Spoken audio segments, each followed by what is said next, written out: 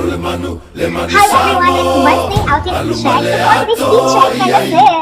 Sinibihan lang natin. So I'm wearing this feeling Barbie na naka-smudge dress. This is ang shade niya parang super pink siya. Medyo pagka-dark pink na in color. And kasi mamadali ako dito ako nag-isip. Alam niyo na, pag late ako nagigising ng dress ako, parang di mahirap mag-mix and match.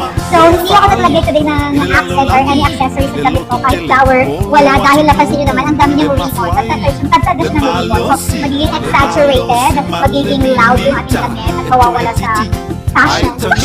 Kapag naglagay pa tayo ng flower na accent, kaya hindi na ako naglagay. And for the heels, alam niyo na yung baby heels ko, dahil wala na akong isuot, baka naman nag-bigay kami na charot lang.